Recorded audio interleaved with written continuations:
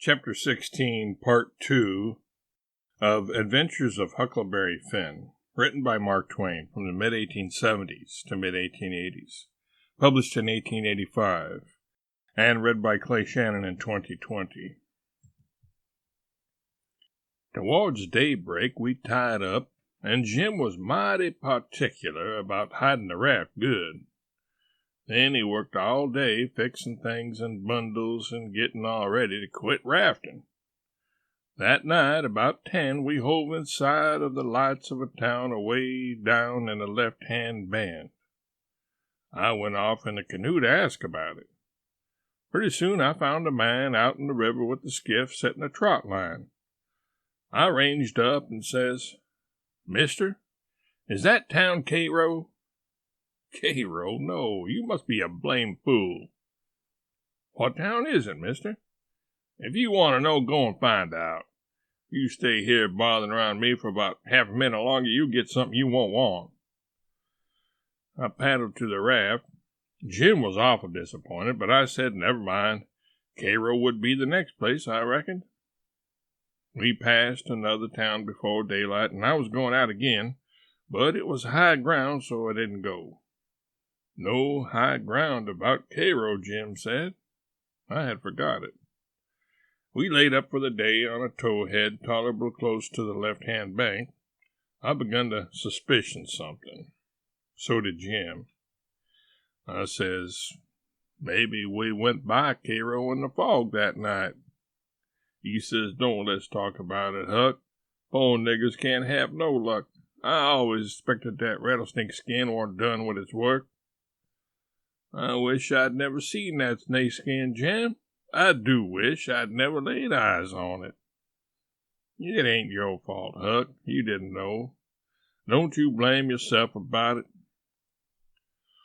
When it was daylight, here was the clear Ohio water inshore, sure enough, and outside was the old regular muddy. So it was all up with Cairo. We talked it all over. It wouldn't do to take to the shore. We couldn't take the raft up the stream, of course. There warn't no way but to wait for dark and start back in the canoe and take the chances. So we slept all day amongst the cottonwood thicket so as to be fresh for the work, and when we went back to the raft about dark, the canoe was gone. We didn't say a word for a good while. There warn't anything to say. We both know well enough it was some more work of the rattlesnake-skin, so what was the use to talk about it? It would only look like we was finding fault, and that would be bound to fetch more bad luck, and keep on fetching it too, till we knowed enough to keep still. By and by we talked about what we better do, and found there warn't no way but just to go along down with the raft till we got a chance to buy a canoe to go back in. We warn't going to borrow it when there warn't anybody around the way Pap would do, for that might set people after us. So we shoved out after dark on the raft. Anybody that don't believe yet that it's foolishness to handle a snakeskin, after all that snakeskin done for us, will believe it now, if they read on and see what more it done for us. The place to buy canoes is off of rafts laying up at shore, but we didn't see no rafts laying up, so we went along during 3 hours and more.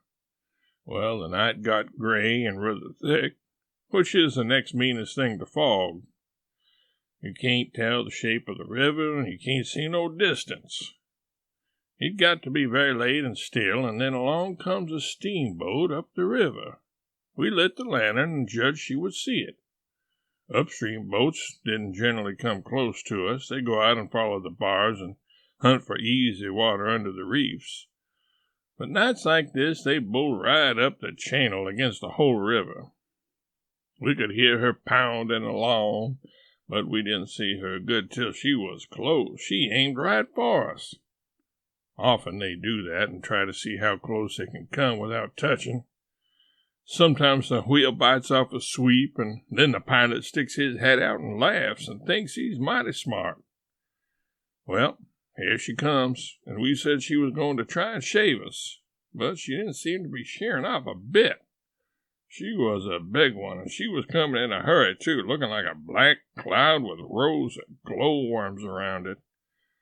But all of a sudden she bulged out big and scary with a long row of wide-open furnace doors shining like red-hot teeth, and her monstrous bows and guards hanging right over us.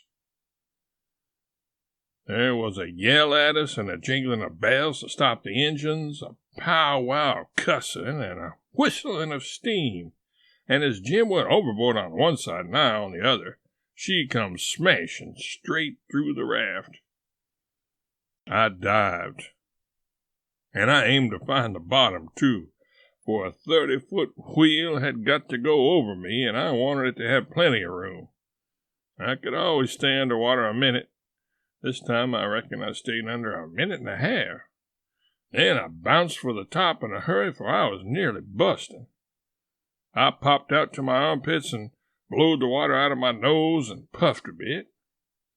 Of course, there was a booming current, and of course that boat started her engines again 10 seconds after she stopped them, for they never cared much for raftsmen. So now she was churning along up the river out of sight in the thick weather, though I could hear her. I sung out for Jim about a dozen times, but I didn't get any answer. So I grabbed a plank that touched me while I was treading water and struck out for shore, shoving it ahead of me. But I made out to see that the drift of the current was towards the left-hand shore, which meant that I was in a crossing. So I changed off and went that way. It was one of these long, slanting 2-mile crossings, so I was a good long time in getting over. I made a safe landing and clumb up the bank.